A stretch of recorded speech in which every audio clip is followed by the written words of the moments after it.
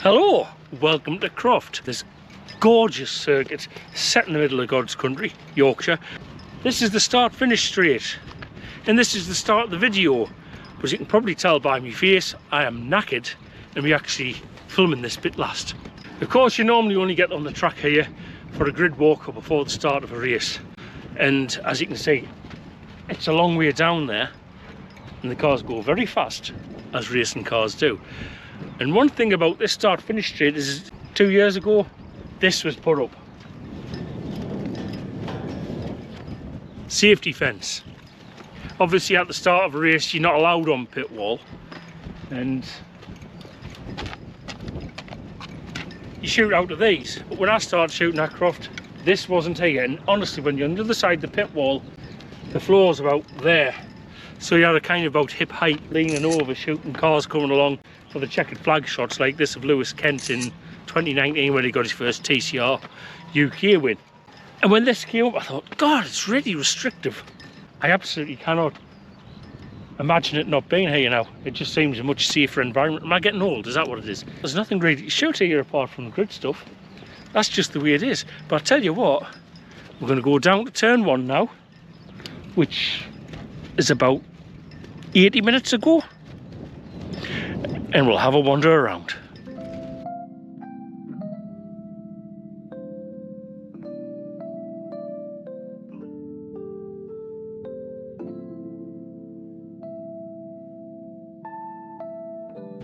There's an interesting fact about turn 1. It's the only track in the UK on any of the touring car calendars where you can actually shoot looking at the straight at the start of a race. Places like Donington and Oulton Park and places like that, it's actually a red zone, so you're not allowed to stand head on at the start of a race to take photographs. But I love this corner. It's interesting because standing here now I can actually feel the stickiness from the rubber, and right in at the beginning of the curb people think there's a little bump, but there's actually it's a little double bump, and it's really cool with touring cars because they kind of bounce or they hit the curb. And around here, as you can see, heading towards the racing line over there, when they come back down from the air and they hit the ground, you see a lot of tyre flexing if you're taking a photograph with a high shutter speed. I might have some to show you if I can be bothered to find them for this video. You'll always catch incidents here, and incidents catch me. If you want to watch my other video about my testicles being destroyed after being hit by gravel, that I'll try and link up here. I've got some cool memories about when I first started shooting at Croft, and one of them was a Citroen C1 meeting, and it was a Saturday and it was March, it was freezing, it was absolutely stotting it down. Timetable was simply 2 C1 races, and I remember wearing trainers, standing behind these barriers and getting absolutely soaked through my feet. And you know, when you first start, sometimes you don't realise you need good footwear, like what I've got on today. Although these are 6-year-old now and still waterproof. Brilliant. The very first test session that I shot, if you look at the barriers over here, it was a Formula Ford car. Swiss guy came down and he clattered that barrier and skipped all the way through the gravel there, having taken off his left front wheel and suspension. Now the building's over there, toilets, and the wheel and hub and suspension assembly went through the roof. Not the kind of thing that you want to be happening above your head when you're sitting out trying to strain. Turn 2 is another brilliant place to take photographs from, especially over here.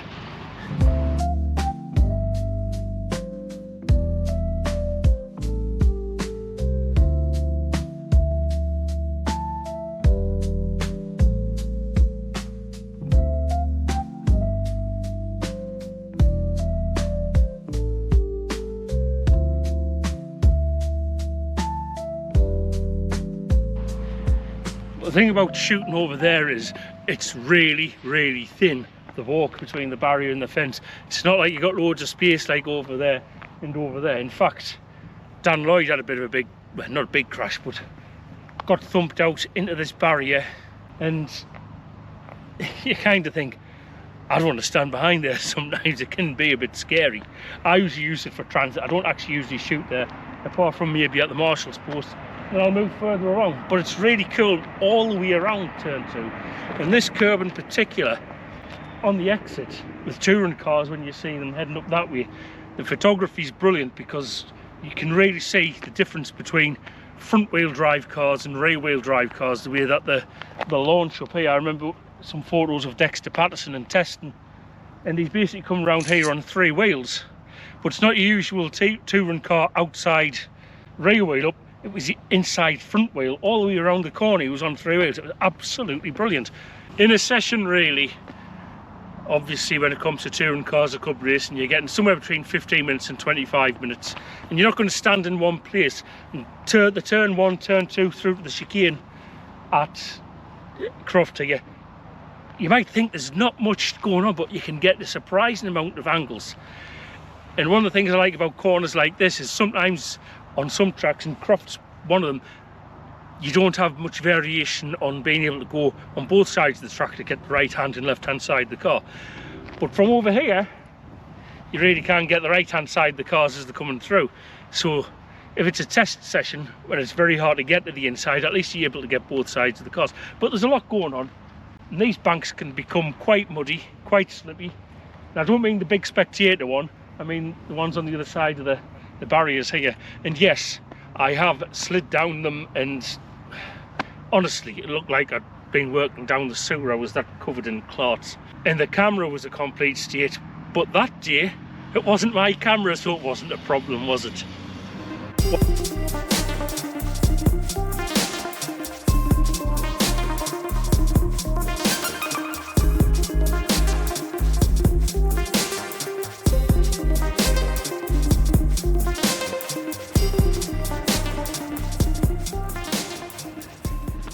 Do you know what that is? Here, it's tarmac. You might just think, oh, that's a bit of tarmac, why is it there? And you might think, that's a bit of tarmac. In fact, you might not even think about it, you might just think about the chicane here. But Croft was closed for quite a few years in the 80s and in the 1990s. And British touring cars returned in 1997 in the Super Touring era to this wonderful new pit complex over here, in pit lane here. But prior to that, when the circuit reopened for racing instead of just racing in rallycross in 1996, this was the pit lane entry. That was actually the pit lane up there.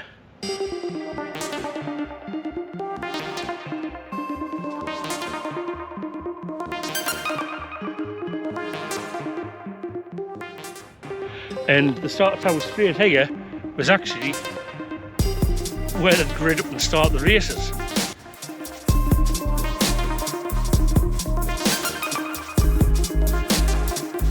It's changed a lot since then.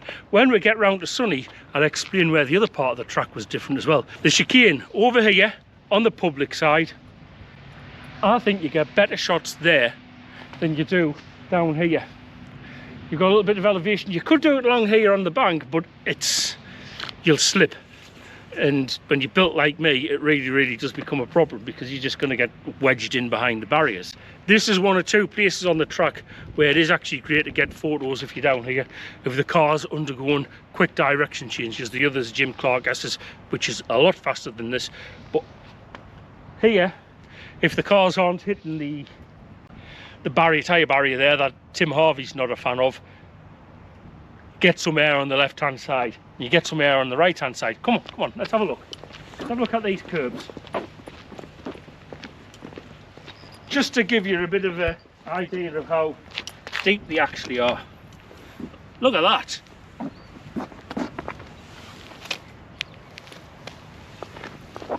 Now you understand why they get air.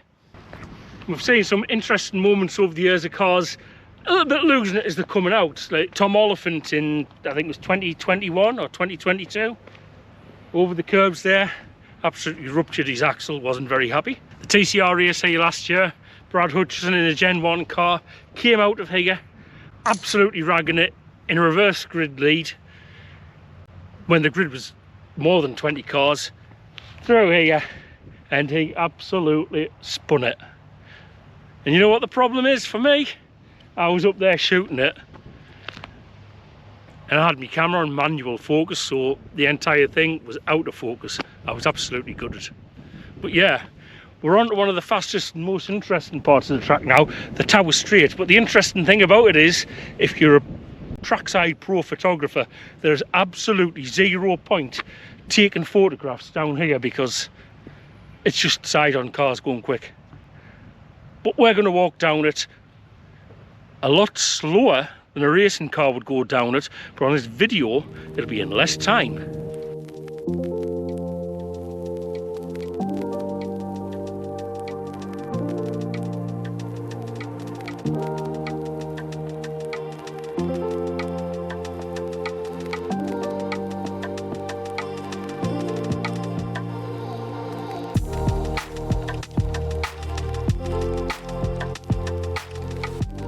As I was saying before, Tower Straight's not exactly brilliant for taking photographs, but you can get some good ones of the cars coming out of the chicane heading down the tower, and it's actually quite good to get shots of, at this point anyway, even in the spectator set area here, which has got some fantastic vantage points, but it's one of the poorer places on the track.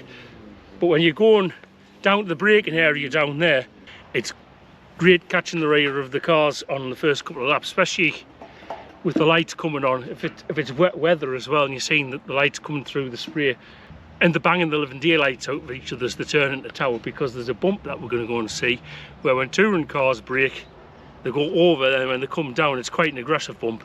You'll see the car's nose. But this is an area where the public don't really get the view. When the track reopened in 1996, this barrier here didn't end here. It ran almost all the way down to tower. It wasn't all spectator open, but you could see more than what you can see today.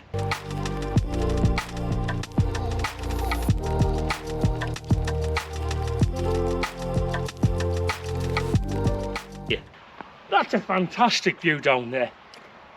And you honestly, you do not, on TV, you absolutely do not get a feeling for the real speed of the cars as they come down here, down the 100-metre board, a bit beyond that, start braking, hit this bump here, and the nose dives on a touring car. The front split is almost hitting the ground.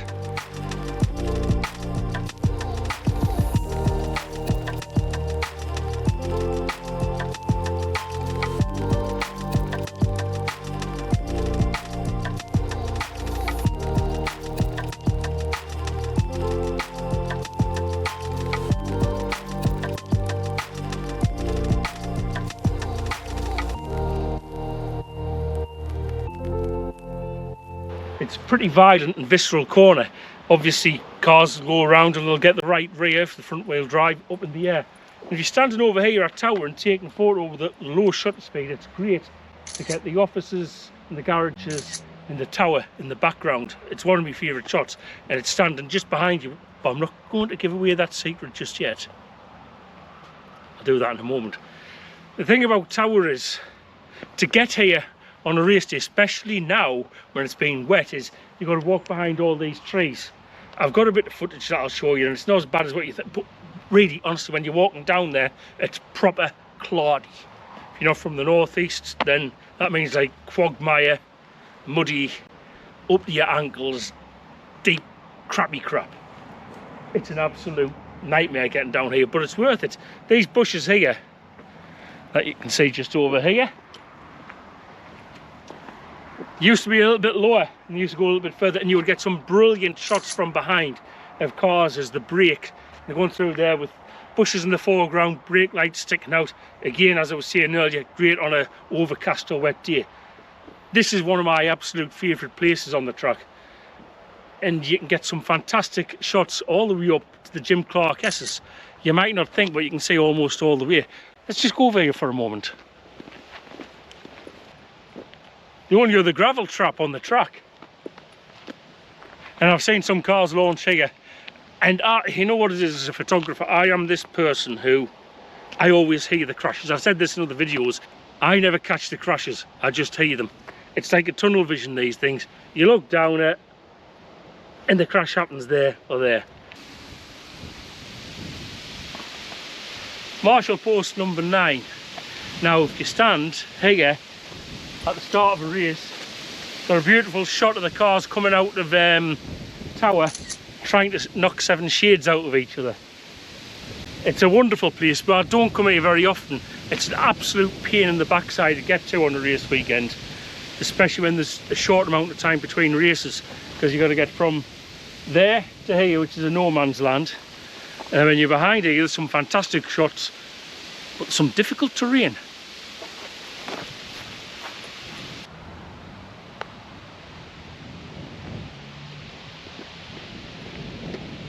Do you know what? There was once upon a time we would shoot standing behind those tyres. I mean, it's not that far from this really fast part of the track on the Exeter Tower, is it? On the run down to Jim Clarkes's. We used to stand there in touring car races, and that stack of tyres, it actually doesn't have a barrier behind it. It is just a stack of tyres. You'd have the TV tower there, and you'd have some bales of hay. I have seen a car roll out of this corner down here while we've been standing there. It's mad, isn't it? That's like 1960s. But they don't do it anymore. The TV tower is usually parked over here. And if you're getting at Marshall's Post 9, where I was just at, and then you have to go behind the barrier and into the farmer's field. And at the moment, it's quite heavy weight. I don't know what kind of weight it is because I'm not a bloody farmer. But it can be an absolute pain getting from there along there, because it's like walking with your laces tied together, the way that all the, well, obviously you don't want to damage your farmer's crop, but come all the way along here, and it is an absolute interesting adventure. These trees over here, it's great for getting blurred shots of. There's a pinch somewhere that way. Is there? Well, I best start running. Anyway, as I was saying before I had my wonderful barnet assaulted, you get some wonderful shots through the trees of the cars with low shutter speed and all that kind of. I think I've got some shots of minis that I can show for you. I'll try and find them to put them up now to show you what I mean. But this is also the place of disaster,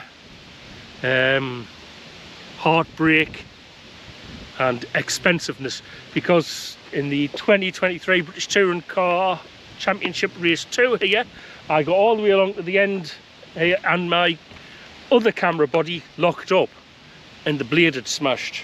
So I had to get a new shutter assembly and light box on it, which cost us 400 quid. And then I thought, well, I've got a repaired one, might as well buy them. So they've got two bodies the same, and it's all because of that day there. And it learned us something, or taught us something. I'm a Mackem, so I say it learned us something. People say that's incorrect English. That's okay. I speak English, that's not right. But I usually, with my clunky loud camera, now shoot at 3 frames per second most of the time. I rarely do the 10 or 12. It's usually the 3, because the amount of photos I have to go through is just an absolute bloody nightmare. But let's go along to one of the fastest and most interesting parts of the track, and my favourite place to shoot. However, let's go! Or not!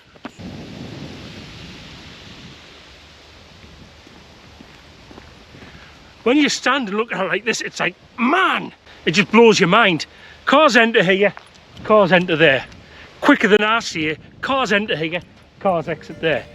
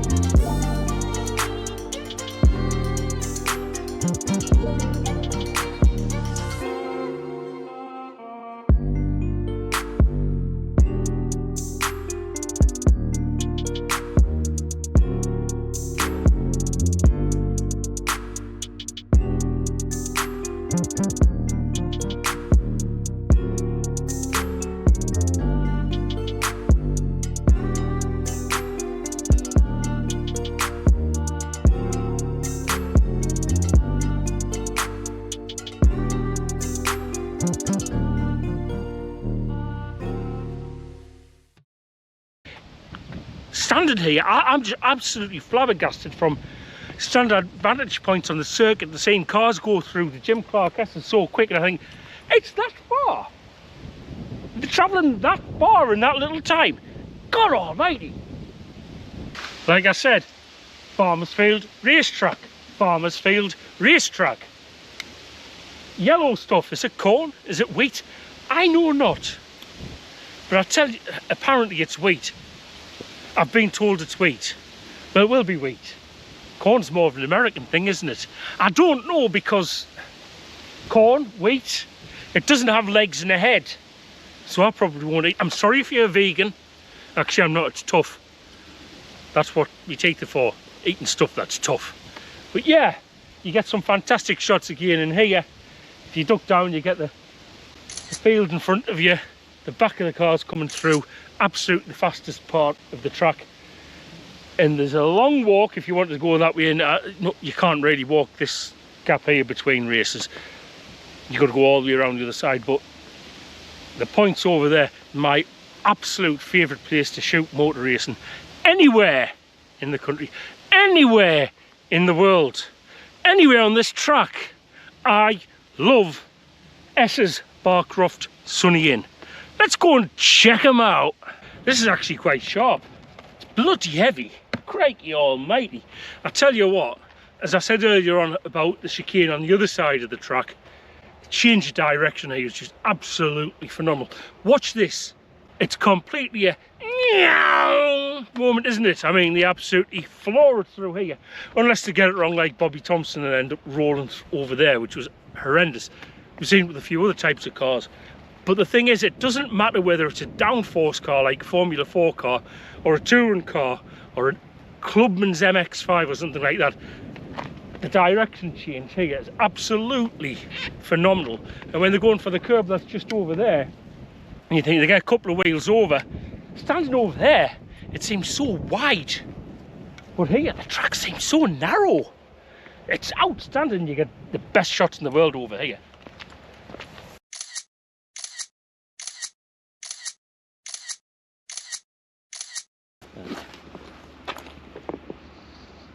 That's the remains of a number of bits of marbles that have come off tyres. This is not its natural environment on top of a barrier. Normally you would find this on the track over there. As I've said many times before on the other videos I've done, being a bit more serious about things, this is a fantastic place to shoot. But there's a reason why the marshals stand behind these fences, because the cars are coming at an absolutely ridiculous speed. But what we also have to consider is media people stand here. Now, if anybody ever tells you that a racing driver is lacking in a brain, then just have a look at a photographer trackside sometimes. Here we are at Barcroft. You can hear footsteps, but normally you can hear tyre screeching. This curb here,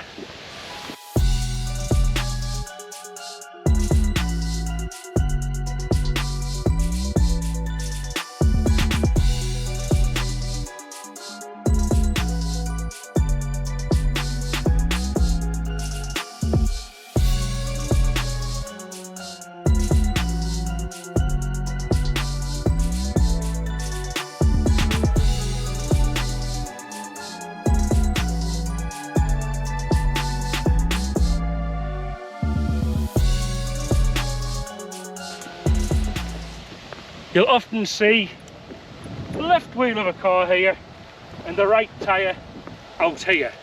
It is one that gets cut when there's no flippy floppy in there. It is absolutely brilliant for photography. This is one of my favourite places to shoot. You shoot all the way straight down there. There's an actual shot where you can see a farmhouse in the distance when you're shooting from Barcroft, and it is quintessentially amazing. I've said this in other videos before, again if you watch them, sorry to bore you. I live for this bit of track around here. I absolutely adore it. And here's a selection of photos.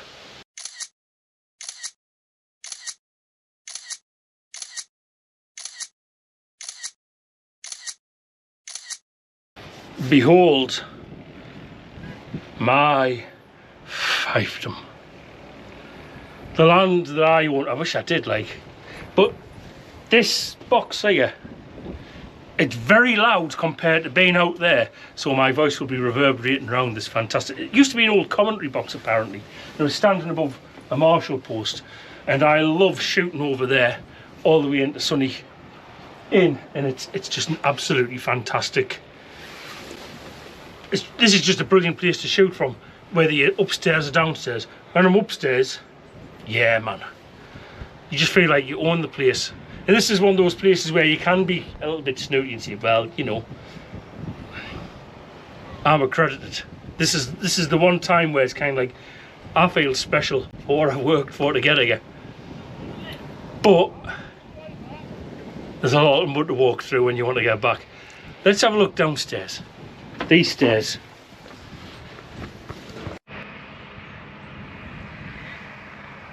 Cones. Photographer's nightmare.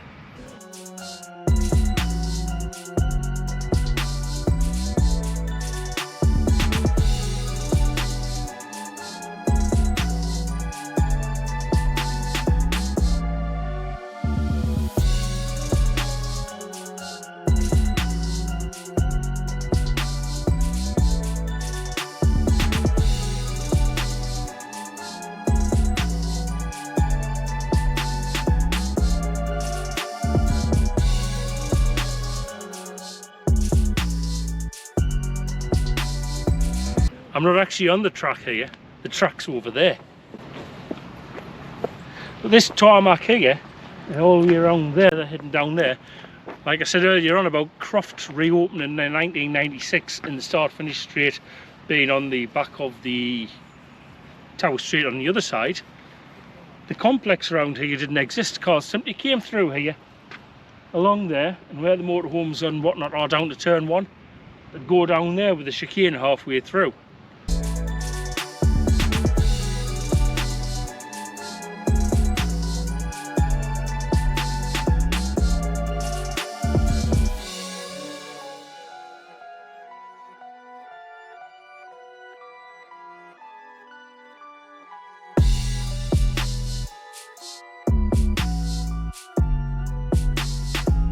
There's another one of those places that's great where you see the cars when they're braking and turning in, you'll see the unloaded wheel will just start skipping against the tarmac, and with it being locked up it'll send up puffs of smoke. But this morning there was a little bit of smoke from one car, Callum Newsham, but that was nothing to do with tyres, as you'll see right now.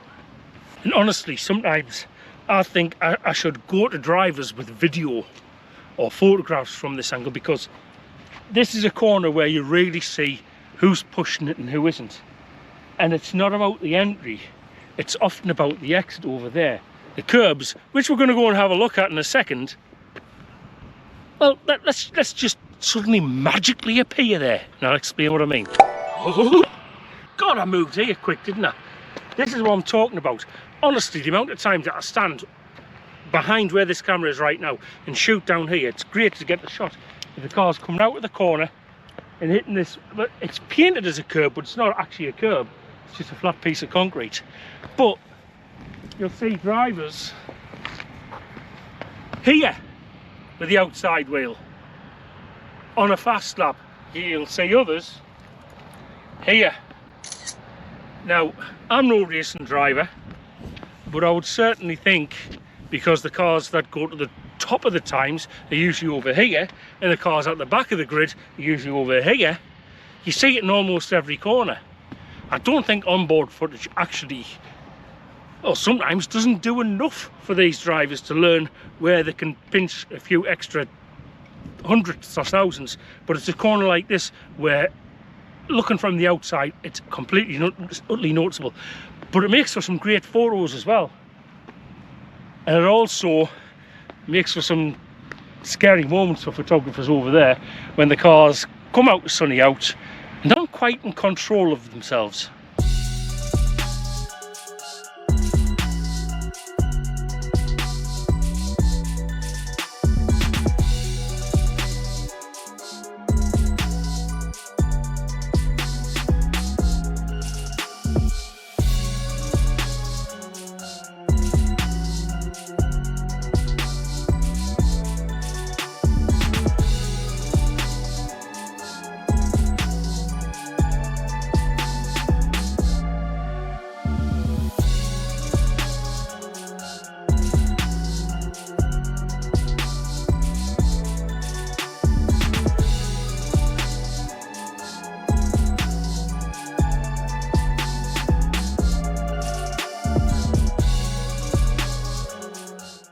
I'm tired. I'm really tired. Really tired. And have you really learned anything on this track walk? I don't know. Maybe you have, maybe you haven't. But these curbs, the way that the tyres run over the side of the curbs here. When they get it wrong and go into that barrier, you don't want to be standing on the other side. Yeah, but this corner in the, you know, whenever it rains, it's spectacular for getting photos of cars. I don't know why, but the water seems to, well, from the outside, it seems to collect into, not quite puddles, but just lie on the track surface. And it's another one of those, like over there, it's great for getting shots from behind.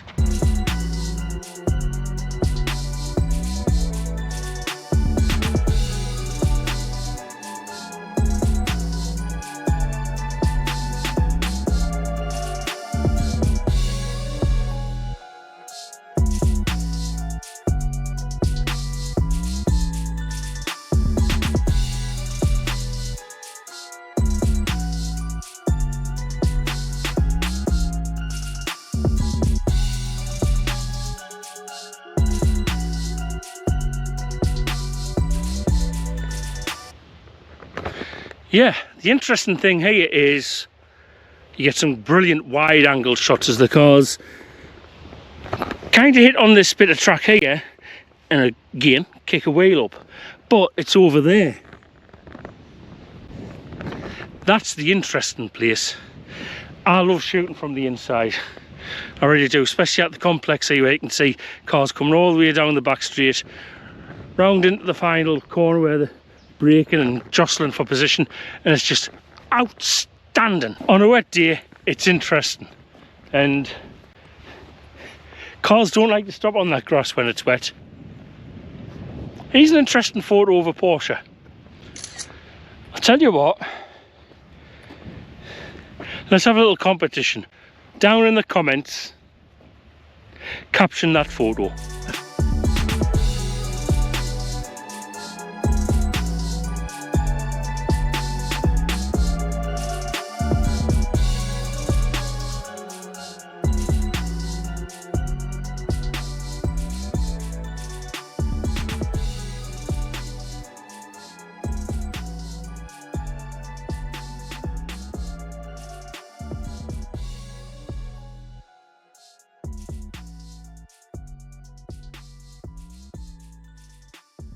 The final right-hander on the circuit, double apex into the complex. Stand inside and you get quite close to the track up towards the hairpin, which we're going to look to in a minute. There's recently been a red zone enacted on pit lane entry in the exit here, which is fair enough. I don't have a complaint about that.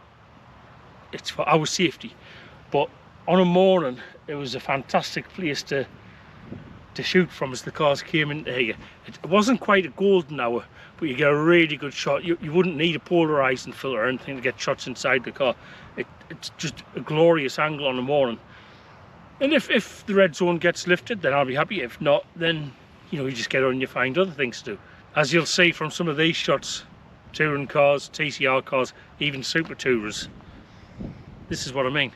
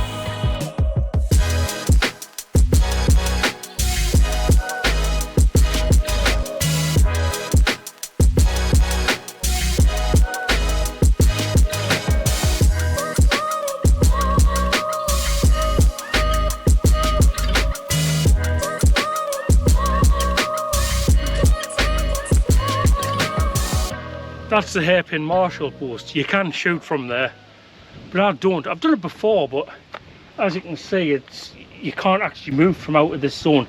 And if there's two marshals in here and a photographer, and you're there for 25 minutes, you don't get much variation. But what you do, that sounds a bit rude, that. What I do is, when cars are coming to the grid, which is just round here,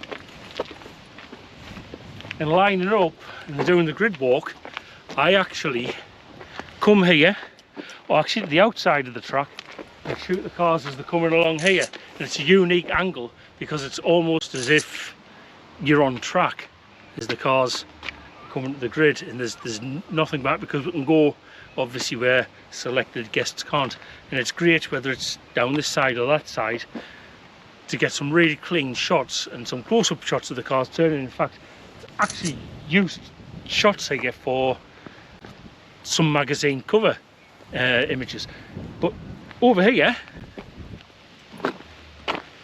as I was saying before, we used to stand on the other side of that, but we don't anymore, because it's a bit mad when you've got cars coming towards you and all you've got is 3 rows of tyres.